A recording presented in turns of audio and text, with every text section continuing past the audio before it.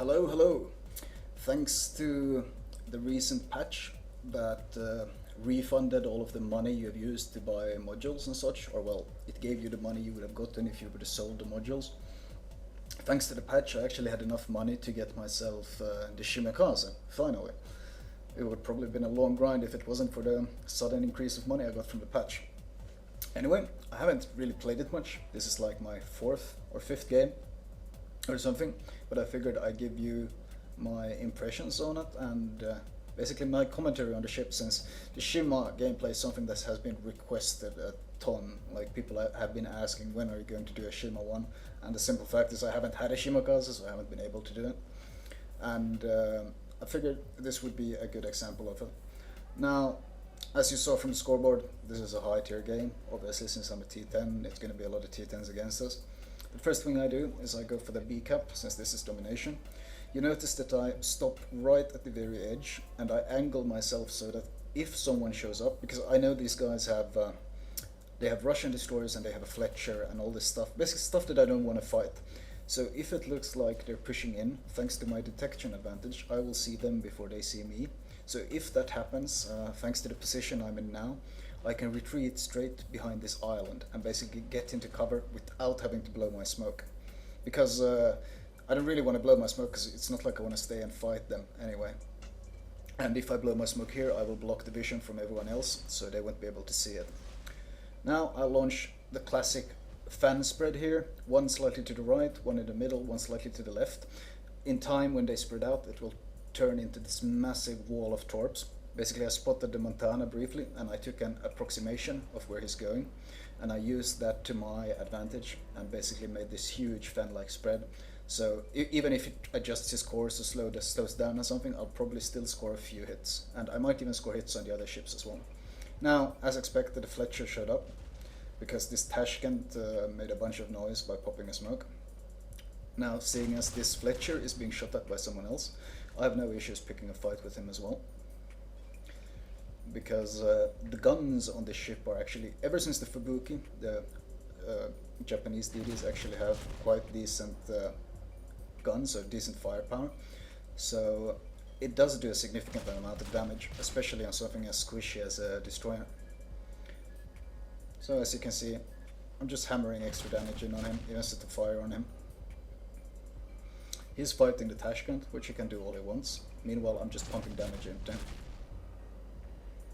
And of course, I'm defending the cap at the same time. I'm making sure that I'm in cover of any of the other ships back there. Like all the other cruisers and stuff could be shooting me. So that's why I'm basically behind this mountain, so it makes it very hard for them to get a good angle on me. As you saw, I landed 2 torps as well of the huge fan-like spread I threw out back there, like 17 kilometers away or something.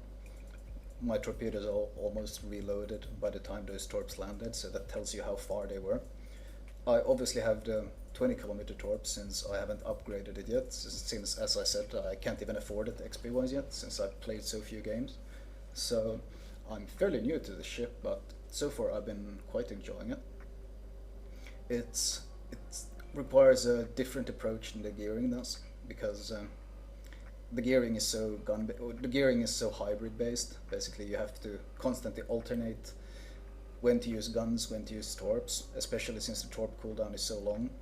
Whereas on the Shimakaze, it's mostly about only using the torpedoes and very rarely adding in damage with the guns when it's absolutely safe. And you also have to consider that I use the module or upgrade that reduces my torpedo reload by 15%, but it also increases the chance of my torpedo tubes being damaged by 50%.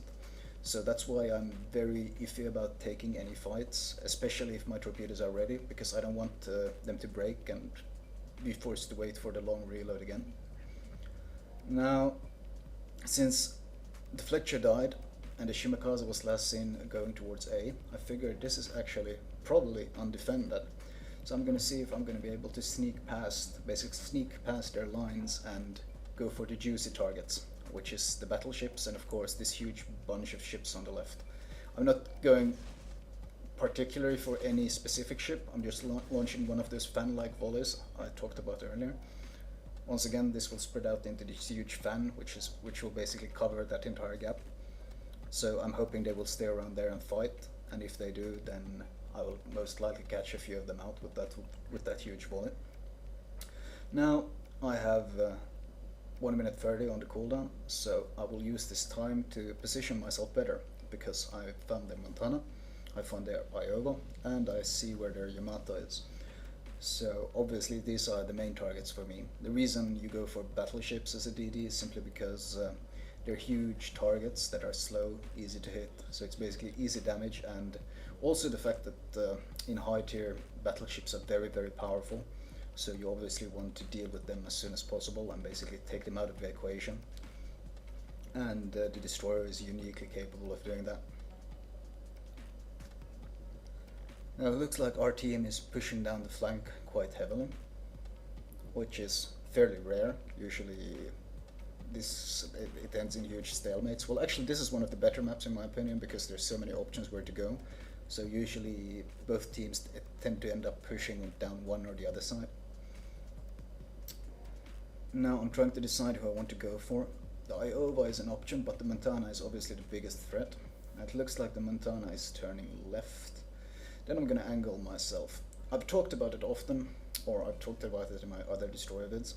The absolutely optimal angle from which you want to shoot torpedoes is from the side, but slightly from the front, so they have less time to react. As you can see, I'm basically angling up the absolutely optimal position. This is, in my opinion, the best possible position to shoot torpedoes from. I'm almost straight at the side, but I'm slightly in the front. So that means when my torps appear, they will appear almost straight from the side, but with even less time to react than if they came from slightly behind. So his reaction time will be very, very slow. And he's got 76,000 HP, but thanks to the immense power of the torpedoes on the Shimakaze, if he continues keeping his current course, which it looks like, I waited until he stopped turning before I fired, and I'm fairly certain that I will simply delete this T10 battleship off the map right now. Yep, you see the huge fan-like spread I made? Even if he would have slowed down or sped up, he's basically caught right in the middle of it. Yeah, and he got destroyed. You see how many torps were still going on both sides of him? That's the idea with the fan-like spread, is like, if he makes any alterations in his course, he will still lead the torps. And basically, the further away I shoot, I always adjust the fan-like spread. If I shoot very close, I make it wider, because otherwise the torps don't have time to spread out. If I shoot very far, then I make very small adjustments, because you have to take into account how much the torps spread as they travel. Now our gearing found their gearing, and I want those two to fight it out so I can join in and basically help my gearing win. Fighting 2 versus 1 as destroyers is always a huge advantage. You should never pick a fight 1 versus 2, regardless of what destroyer you are, because it's so hard to fight both at the same time, because when you try to avoid shots from one guy, you give a good angle to the other one. If you try to shoot yourself, then you get shot by the other. You're basically constantly eating damage, and on something like a destroyer where stuff breaks all the time, constantly eating damage is just terrible. All your stuff breaks, and it's just a nightmare. Anyways, I'm telling this gearing to re-engage him. Yeah, you can see he's shooting now. I'm waiting for him to re-engage.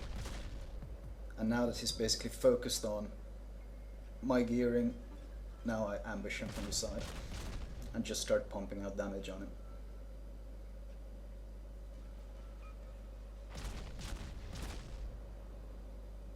And now he's turning to avoid my shells, but he gave a good broadside to the gearing.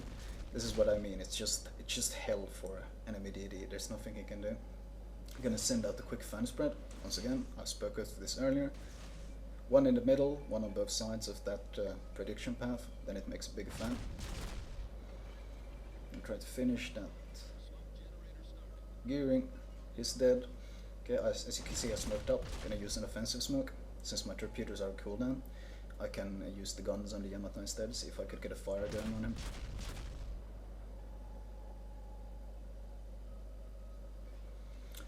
These guns I think have a 8 or 9% chance. They have a much higher chance of setting a fire than American guns do. Well, that's obvious since they have a completely different rate of fire. Anyways, my torps look so good, I'm just gonna start speeding up here. I'm not gonna wait. Yeah, my torps are gonna kill him. My fan spread is perfect. There's nothing he can do. He's dead. I'm already turning away now. That was him deleted. And that's their battleship presence on this side, completely wiped off the map. Now they still have 2 cruisers and a destroyer left, but this game is definitively turning into our win, it seems like.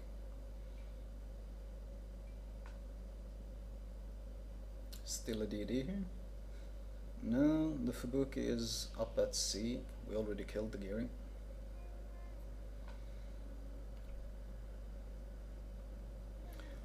Now they have an Atago and a Mikhail and a Fubuki. Now you can take Kageras and Fubukis. If your aim is good, you can beat them 1v1 quite easily as a Shimakaze. Basically you have all the advantages, but in general you should avoid it. Basically, as a destroyer, especially a Japanese destroyer, your health is a resource and you should avoid trading it at any costs. The optimal game is the one where I'm having now, where I'm basically full HP the entire time. You don't want to take any damage because losing torpedo tubes happens quite easily, and it's such a big impact on your game if you lose a torpedo tube. It's unlike losing a turret, it's even bigger because you have to wait so long for these reloads, and basically messes with your fan spread as well. It just messes with everything. Here you can see I'm going for a bit of a wider spread since I'm not certain where this Atago is going. At this point I'm just trying to get some damage in because it seems like this game is about to end very soon. The damage difference between AP and HE is very small on this ship, whereas on something like the Russian DDs, they do less HE damage, but they do a lot more AP damage, so they're all a bit different. I'm shooting at him now. You see he was turning away from my torps, but I started shooting at him now, so I hope he's going to turn into them because he wants to turn his turrets to fire at me. And basically he's doing exactly what I expected. He sees a Shimakaze shooting at him, so he's turning around to bring his turrets against me. And by doing that, he basically turns his broadside right into my torpedoes. You see he's trying to turn his turrets, but it's too late. But you can bait them out like that because a Shimakaze is a very tasty target. So as soon as a Shimakaze pops up somewhere nearby, everyone will turn their guns and basically turn their ships and just try to deal damage to you as soon as possible. So in that case it looked like all my torpedoes were going to miss, or he was going to go by them, but as soon as I opened fire he turned around and basically tried to get some shells in me, and by turning his side he ate all my torps. You saw how big that massive fan spread was, by the way.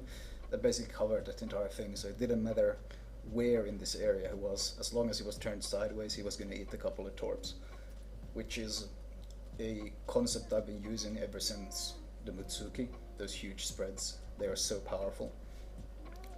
Now this Fubuki disappeared, but if I was this Fubuki at this point, I don't think he's going to stay in B. I think he's going to go for A, the north way, and he's going to probably shoot torpedoes at the Yamato, because that's what I would do. If I was him, I would try to maximize my damage on the Yamato and try to go for the cap, because there's not much else he can do. He can't pick a fight. Oh, here's the torps. I wonder if, is he going for the Yamato with those, or were they just random torps at me? That was only 2 volleys, by the way. That was 3 plus 3. Always remember that. Always count the torps. Fubuki has 9 torps, so we saw 6 torps, which means there's still 3 left. So now I'm constantly keeping an eye out and basically ready to turn instantly if I see a 3rd volley show up suddenly. Now, yeah, it looks, I'm pretty sure that my prediction of him going to A is correct, because still haven't seen him anywhere here.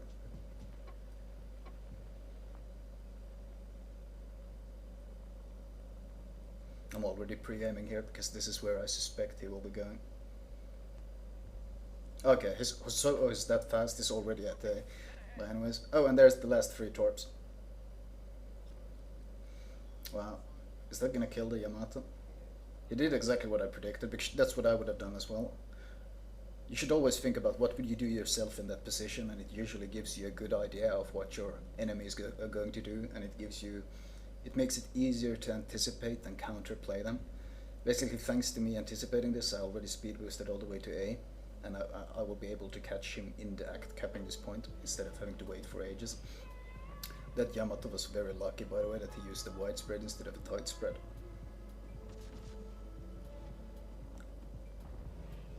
Yeah, the gearing and me and yeah, even the Yamato is here. That guy is so screwed. The guns on the ship are quite nice, like they're easy to land shells with. You see not all his torps had reloaded. Oh wait, no, he had reloaded all. So there's his 9 torp volley again. But he went for the widespread, which is stupid. Against DDs, especially DDs coming straight at you, just go for the tight spread, because widespread is too easy to dodge. Got a fire on him. Oh, and I managed to score the kill. That's always nice. A good ending too. Quite an entertaining game. My XP... Oh, I got the Kraken since I got 5 kills. The XP is obviously I got the 3x bonus. That's why I got almost 15k XP. The base XP is quite good, considering the opponents, lots of T10s everywhere. I consider this quite a good game. And yeah, 60-minute game, about... How much damage was that? Yeah. But you saw the profits. I made almost 500k in pure profits simply because I didn't really take any damage. I paid more in ammunition cost for my torpedoes than I paid in actual repairs. Now then, let's start as usual with the modules. Here there is actually some options. You can go for the 15km torps. I don't have enough XP yet to unlock them because I haven't played the ship enough. But I'm actually not certain if I want to go for them, because there are times when the 20km ones have been really nice. But then again, it is a more than 10% damage increase, so I don't know. It's a bit debatable. I'm not certain yet if I want to go for them or not.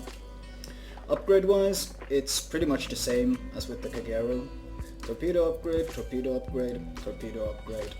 Engine upgrade, because well, it's once again it's arguable because you use last stand, but the engine upgrade is still good because it's the most annoying thing for you to break, because it affects your acceleration and deceleration so much. Maneuvering, because the other two are basically useless for you. You will rarely stop in smokes and fire as a Shima, as compared to something like a gearing, so it's not even a consideration. You just want steering gear, and of course stealth. Very straightforward. Consumable wise, premium repair, premium smoke, especially since it gives you an additional charge these days, so obviously you want to use it. The 45k auto resupply cost is nothing compared to the actual repair costs and such, so it's well worth the 25k investment, or 22.5 per each. There's really not much else, so of course captain perks. Well, I only have 15 points, so I've gone for the bare bones, basically what you must have, and that's of course situation awareness. You need to know if you're detected, that's very important. Torpedo reload reduction, once again very important, it's very straightforward, there's no argument which one to choose is. Third, superintendent, another speed boost, another smoke, once again nothing else even comes close to being worth considering. It's very straightforward. Here, if once again it's so much more important that you're able to run away and survive than it is that you're able to have a slightly higher chance of setting stuff on fire, because your guns are simply not that strong, and the default fire chance is actually 9%, so it's not like it's bad to begin with, it's actually quite good. So you really don't need that much. Once again, range, if you used guns more it would be nice, but you really don't, so once again, very straightforward. And the fifth one is naturally concealment expert, because well, stealth is your friend as a destroyer, you want to stay hidden. Anyway, that was my short Shimakaze introduction. I'll probably make a better gameplay vid once I've gotten more used to the ship and played it some more. I've literally only played it like 5 games or something now. So this was more of a first impressions, and so far the ship seems pretty goddamn awesome.